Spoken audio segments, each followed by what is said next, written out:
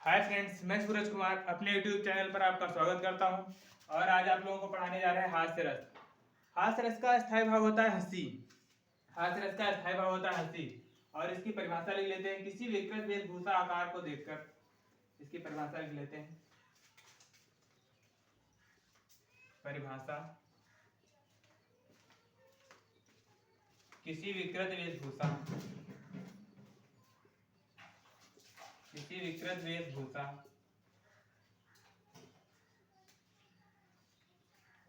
आकार, किसी विकृत वेशभूषा आकार को देखकर,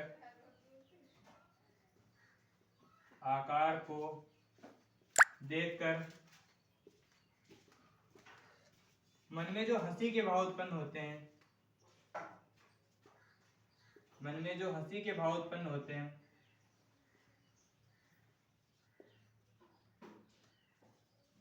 मन में जो हंसी के भाव उत्पन्न होते हैं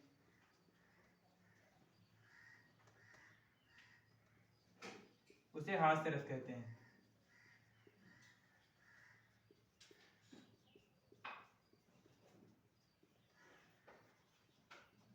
उसे हास्य रस कहते हैं। मन में जो किसी विकृत वेशभूषा आकार को देखकर मन में जो हंसी के भाव उत्पन्न होते हैं उसे हास्य रस कहते हैं। किसी रचना को पढ़कर, किसी काव्य को पढ़कर मन में अगर कोई हंसी का भाव उत्पन्न हो रहा है तो उसे हास्य रस कहते हैं। हास्य रस का स्थायी भाव हंसी होता है, याद कर लीजिए। हास्य रस का स्थायी भाव हंसी। इसका उदाहरण लिख लेते हैं। उदाहरण, सबसे सरल रस। हिंदी व्याकरण में सबसे सरल रस, सबसे सरल तरीके से पढ़िए। हास्य रस का उदाहरण है, हंसी हंसी भागई देख दुल्हा दिगंबर को। जब भगवान भोलेनाथ बारात लेकर जाते हैं हिमाचल के, वहां का है, कोई भी रचना हो सकती है जिसको पढ़ने या सुनने, देखने, किसी दृश्य को देखने के बाद अगर मन में हंसी का भाव उत्पन्न हो रहा है उसे हास्य रस कहते हैं। तो लिख लेते हैं, हंसी हंसी भागई देख दुल्हा दिगंबर को।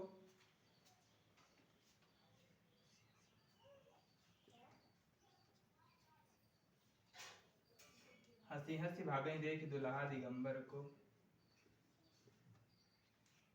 हंसी हंसी भाजे देख दुल्हा दिगंबर को।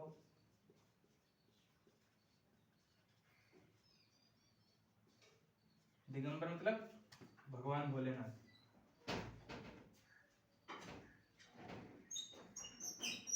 हंसी हंसी भागे देख दुल्हा दिगंबर को, पाहुन जे आवै हिमाचल के उछाह में।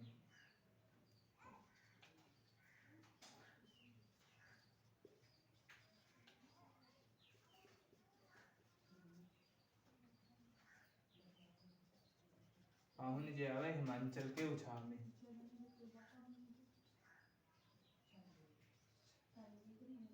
पाहुन जे आवै हिमाचल के उछाह में। ये हास्य रस।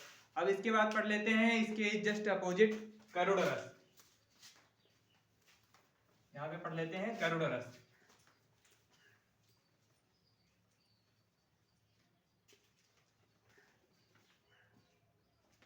करुण रस, करुण रस। करुण रस का स्थायी भाव होता है शोक। इसका स्थायी भाव होता है शोक। करुण रस का स्थायी भाव होता है शोक। इधर लिख लेते हैं स्थायी भाव। स्थायी भाव मतलब इसकी परिभाषा ऐसे लिख सकते हैं, किसी ऐसी रचना, किसी ऐसा दृश्य, किसी ऐसे काव्य को पढ़कर अगर मन में दुख का भाव उत्पन्न हो रहा हो, शोक उत्पन्न हो रहा हो, उसे कहते हैं करुण रस। ऐसे भी बोलते हैं, किसी प्रिय वस्तु के खो जाने या नष्ट हो जाने या दूर हो जाने के बाद मन में जो दुख का भाव उत्पन्न होता है उसे कहते हैं करुण रस। कोई ऐसी प्रिय वस्तु वो नष्ट हो जाए, खो जाए, उसके कारण अगर मन में कोई दुख का भाव उत्पन्न हो रहा है जो, उसे ही करुण रस कहते हैं। लिख लेते हैं परिभाषा। परिभाषा करुण रस की, किसी प्रिय वस्तु के नष्ट हो जाने, कोई ऐसी चीज है जो आपको बहुत ही ज्यादा पसंद है, आपको बहुत ज्यादा प्रिय है, वो अगर नष्ट हो जाए या खो जाए तो आप मन में थोड़ा सा दुखी हो जाते हो। उसे ही दुख का भाव उत्पन्न होता है मन में, उसे ही करुण रस कहते हैं। किसी प्रिय वस्तु के खो जाने,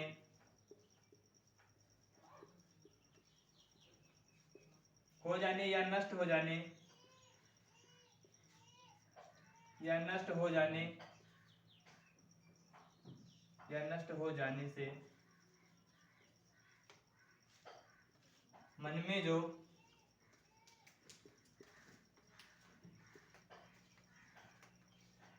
दुख का भाव उत्पन्न होता है,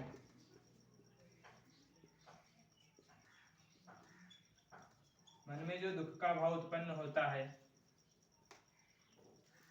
उसे करुण रस कहते हैं, उसे करुण रस कहते हैं।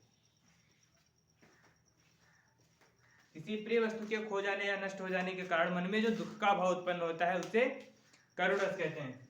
जैसे इसका एक उदाहरण लिख लेते हैं, शोक विकल सब रोवहि रानी।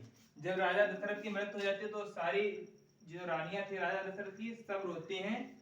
तो राजा दशरथ, इसका उदाहरण लिख लेते हैं। यही कई भी उदाहरण हो सकते हैं, आप भी कोई भी लिख सकते हैं, नए जमाने के भी उदाहरण लिख सकते हो।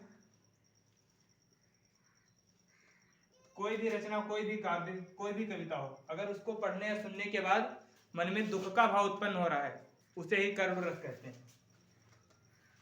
हमने अपने पिछले वीडियो में रस का मतलब समझाया था। अगर जैसे गन्ना होता है, जब उसको पेरा जाता है तो उसको जब निचोड़ा जाता है तो उसमें से रस प्राप्त होता है। जैसे संतरा है, उसको जब निचोड़ देते तो उससे रस प्राप्त होता है। तो जब किसी रचना को पढ़ने या सुनने के बाद जब मन में उसको गुनते जो भाव उसका मिलता है, या दुख उत्पन्न हो रहा है, पढ़ने के बाद हंसी आ रही है, शोक हो रहा है, वही रस होता है। जिस प्रकार का भाव उत्पन्न होता है वही रस हो जाता है। तो शोक विकल सब रोवहि रानी, ये उसका करुण रस का उदाहरण लिख रहे हैं। शोक विकल सब रोवहि रानी, शोक विकल सब रोवहि रानी। तो अगला वीडियो बड़ा न होने के कारण आगे के जो रस हैं मैं अगले पार्ट में पढ़ाऊंगा। आज के लिए बस इतना ही, फिर मिलते हैं अगले वीडियो में, तब तक के लिए बाय।